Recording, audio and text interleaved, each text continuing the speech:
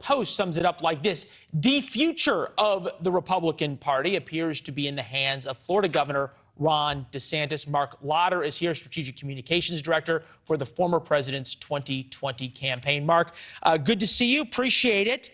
All right. You too, Leland. How does President Trump announce less than a week from now, given what we just saw happen to his candidates?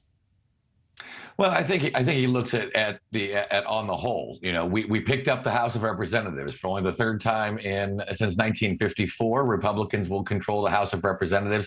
That's not in doubt. You also look at the fact that we picked up seats in 2020, even though things didn't go the way we all wanted at the top of the ticket. We gained in the House. We gained in the House again. But hold on. You're equating we to President Trump. You think about Trump's candidate record.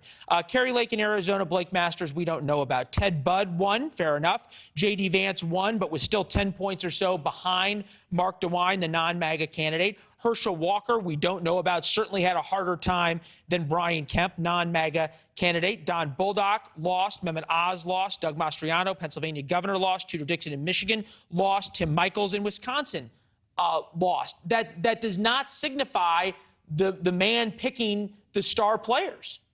Well, I also don't think it revolves around whether they are MAGA or not. In many of those cases, you had well-established politicians who were going against outsiders, who were non-politicians, much like the president himself. And so in many cases, some of these races came down to voters in those localities, those states, who were making their decisions based on, say, the politician they knew. I think that's one of the reasons why you might have seen, say, Governor DeWine overperforming J.D. Vance.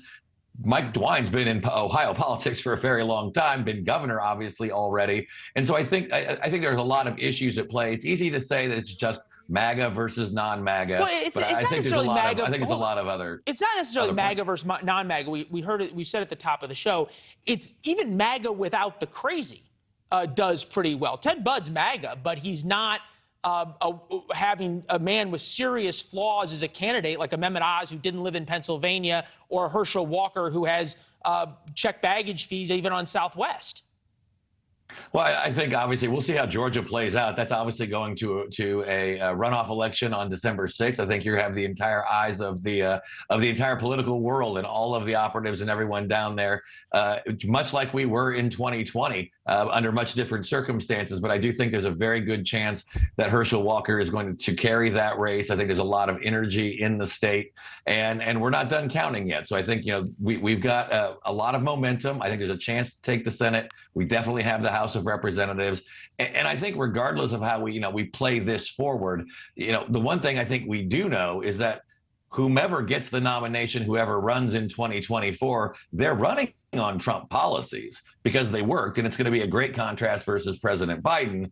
And I think that's going to be a marquee race because Joe Biden has a record this time. He didn't in 2020. All right. I'm thinking about one of the other people who's going to be potentially running, which is your old boss. And by that, I mean both old bosses, particularly, though, speaking about Mike Pence, for whom you were the press secretary. The op-ed just dropped. My last days with Donald Trump. I supported legitimate challenges to the 2020 vote counts. I also recognize that the Constitution didn't give me authority to override votes. That's from the Wall Street Journal.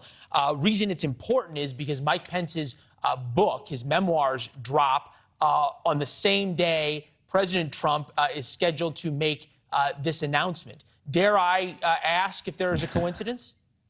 I don't know what the scheduling was involved with the president's scheduling. Obviously, the vice president's books have been known to come out that day for a while. The vice president's also doing another national interview, I think, on the Monday night before the Tuesday. So he's got a couple of events there. And the president's schedule is very busy. So this might just be the best time, that fits into his schedule for that announcement. And we'll see how that plays out. Yeah, well, that probably also doesn't hurt that President Biden's over in Bali as well. So you get to steal a little bit of that. Hey, Marc, it's been too long since we've chatted. It's nice to see you again, and next time we'll do it for longer, all right? I look forward to it, Leland. Yeah, me as well. Thanks for watching. Go to newsnationnow.com to find NewsNation on your television provider. And don't forget to subscribe. Click the red button to get more of NewsNation's fact-driven, unbiased coverage.